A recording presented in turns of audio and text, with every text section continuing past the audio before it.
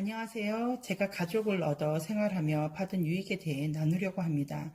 저는 2001년에 결혼을 했으니 시간이 제법 지났지요. 성인이 된 딸과 터울이 있어 고딩인 아들이 있습니다. 저랑 함께 흰머리가 많아져 투덜거리는 남편도 있습니다. 제 남편은 흰머리로만 투덜거리지 않습니다. 예전에 인기 있었던 스머프 만화를 기억하시나요? 그 만화에 나오는 투덜이 스머프가 제 남편의 캐릭터입니다. 투덜거리긴 하지만 제겐 소중한 남편입니다. 장단점을 찾자면 한도 끝도 없을 거예요. 나중에 기회가 되면 제 남편 이야기를 해드리겠습니다. 제 딸은 성인입니다. 20대 초반이며 직업을 가지고 있습니다. 직업은 군인입니다. 해군 부사관으로 나라를 지키고 있습니다. 제 딸이 입대한 후 얼마 지나지 않아 수요 예배를 드리는 중 너의 소중한 딸의 안전을 위해 기도하라는 감동을 받았습니다. 아무래도 기도가 필요한 곳이면 위험한 곳이겠구나 예상하며 그때부터 저녁을 금식하며 기도하고 있습니다.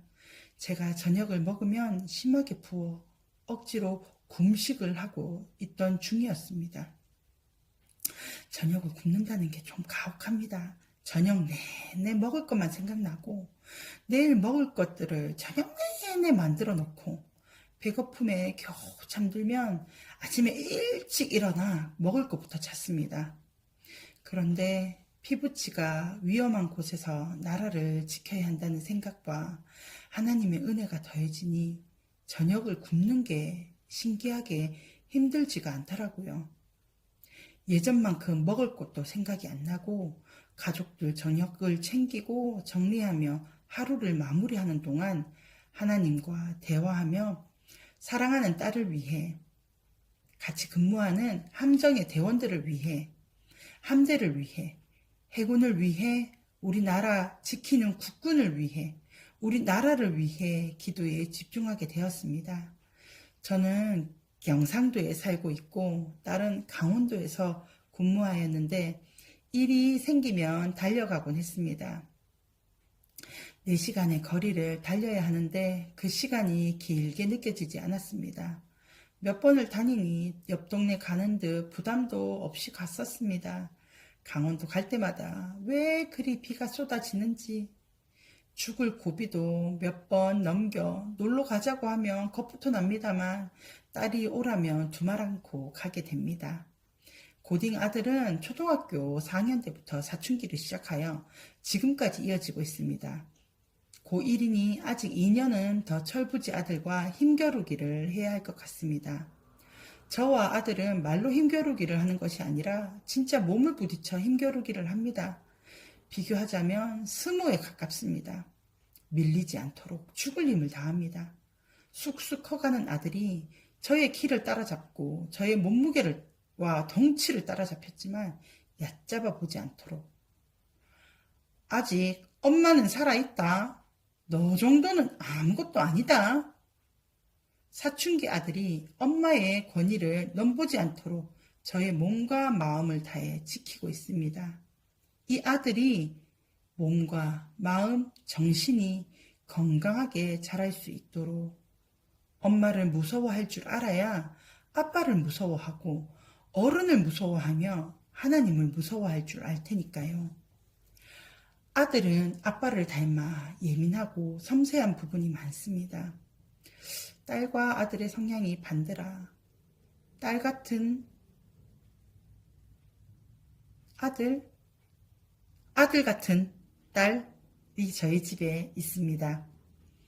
성향은 그렇지만 체격은 근수저라 근육 빵빵한 사내아이랍니다. 빵빵한 근육이 아쉬울 만큼 레고를 좋아하고 상상의 나래를 펼치며 지도 그리기를 좋아해서 앉으면 몇 시간은 훌쩍 흘러갑니다. 자리를 뭉개고 앉아 활동하는 것을 좋아합니다. 축구를 좋아하지만 보는 것에 만족하며 아빠와 평론하며 유일한 대화점을 찾습니다. 애니메이션, 티니핑을 좋아해서 중국 인구만큼 많은 캐릭터들을 외웁니다. 일상의 상황 따라 아들의 생각에서 통통 튀어나와 즉흥극이 이루어집니다. 조잘조잘 캐릭터를 이야기하며 이 상황에 이 티니핑이 왜 나오는지 설명해 줍니다. 역시 애니메이션계의 시진핑이야. 많아 너무 많아. 그 덕에 제 아들의 상상력은 늘어납니다. 애니메이션 제작자에 감사드립니다. 제 남편과 아이들의 이야기를 잠시 해드렸는데 제가 결혼하면 좋은 점을 시간이 지나면서 느끼게 된 것을 이야기하고 싶어서입니다. 제 인생을 뒤돌아보니 많은 일들이 있었습니다. 강도의 차이와 상황의 차이는 있겠지만요. 어른들 말씀에 살림살이 거기서 거기다. 다들 비슷할 거라 생각합니다. 남편을 통해 제 인생은 깊어졌습니다. 남편을 위해 참아야 했고, 양보해야 했고, 희생해야 했고, 울어야 했고, 가슴 쳐야 했고, 억울해야 했습니다. 그러다 보니 마음의 깊이가 깊어졌습니다. 딸과 아들을 키우면서 최근에 일들만 나누었지만 제가 혼자만 살았던가 남편과 둘만 살았더라면 겪지 못할 여러 경험들을 했습니다. 그 경험은 즐거운 일, 기쁜 일, 슬픈 일, 속상했던 일, 자랑스러웠던 일, 가슴 쓸어낼 만큼 아찔한 일도 있었습니다. 그런 많은 일들을 경험하면서 제 인생은 넓어졌습니다. 가족을 통해 저의 인생은 깊어지고 넓어졌습니다. 처음 저의 그릇은 된장이나 고추장, 케찹을 담을 작은 크기였습니다. 생각도 속도 좁았으며 편협한 생각과 고집이 장난 아니었습니다. 그 그릇이 결혼이라는 약속과 연합을 통해 깨지고 가족을 통해 다시 만들어지고 다듬어지면서 크고 깊은 그릇이 되어 저의 모난 성격과 행동도 담고 제 남편의 성격과 말투와 행동의 모든 것을 담고 사랑하는 딸과 아들의 모든 것을 품게 되었습니다.